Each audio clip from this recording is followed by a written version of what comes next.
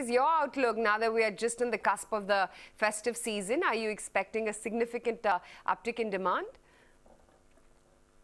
We expect a good uptake in the demand. Already the market is quite buoyant and government expenditure is going to substantially be going up because elections are around the corner, and therefore they want to show development, and therefore a lot of new projects, new tenders and all are coming up, and we hope that business wise against last year, between illumination which is now including luminaires is also now been merged with the illumination which was high mast, and special projects it been merged, and both together was about 650 crore.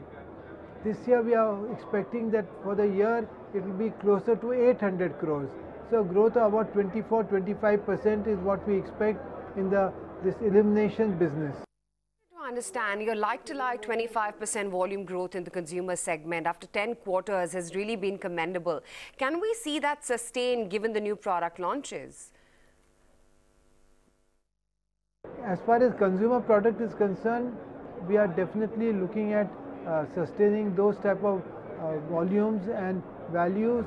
Not only that, because we are done the distribution so well and we are not giving any special discounts, we are having a standard policy. Our margins are also better, and therefore not only will our turnover go up by 20-25% in the coming months quarters, but also our profitability will be substantially better because our overheads will get distributed over a much larger volume.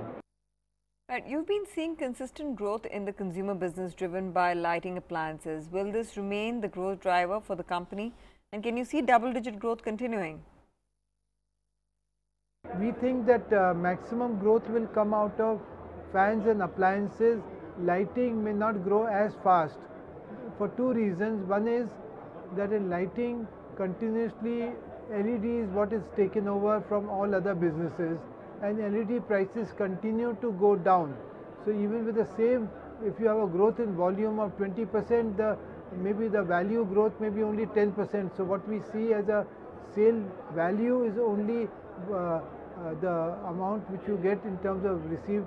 So therefore, because of that, there may be a single digit or low double digit growth as far as lighting is concerned, but the other two, fans and appliances, will be in double digit of course, but it will be maybe closer to 20% each. Will the EPC segment's degrowth now reverse? Analysts expect UP orders to commence only in the second quarter, August onwards that is. So have you seen traction there? Yes, the UP orders is something which has come as a very big order book in hand, and therefore it is going to result in a substantial growth in the EPC business with UP project may grow by 30-40%. But once the UP project is over, our expectation is that we are not going to take a further major growth coming up in the future years, because our whole objective is 50% of the business must come to consumer product business and 50% must come through our EPC business.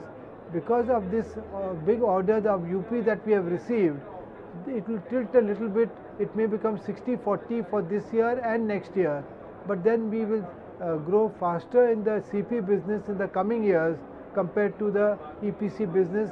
EPC business, we don't want it to go more than 50% in the long run basis. Okay, fair point. Moving forward then, Mr. Bajaj, will the EPC segment degrowth now reverse, because analysts are expecting the UP orders to commence only by the second quarter, which is August onwards? I think in CP there's never an issue, because if there's a cost increase, most of the time we can pass it on, because on an average we have a 30-35 days, 40 days inventory in pipeline.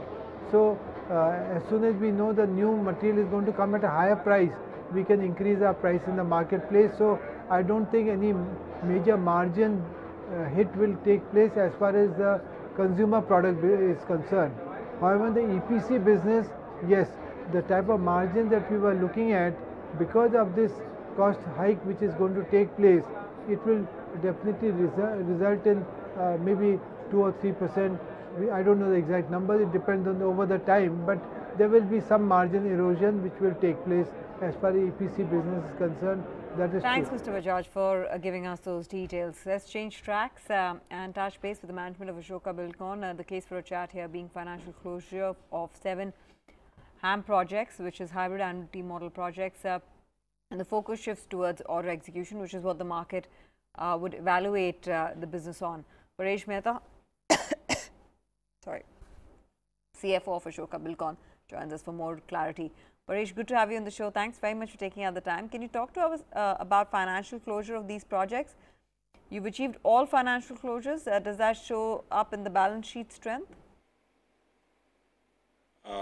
Good morning. Yeah, thanks for taking us on the channel. We, as you said, we have 7 total HAM projects on our portfolio, of which 2 projects are already under execution for the last more than a year time.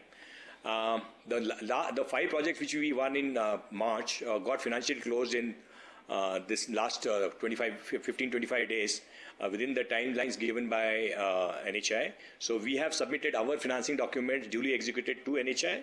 We will be expecting appointed date in a few days' time, maybe 25 to 30 days' time, and then we'll start execution.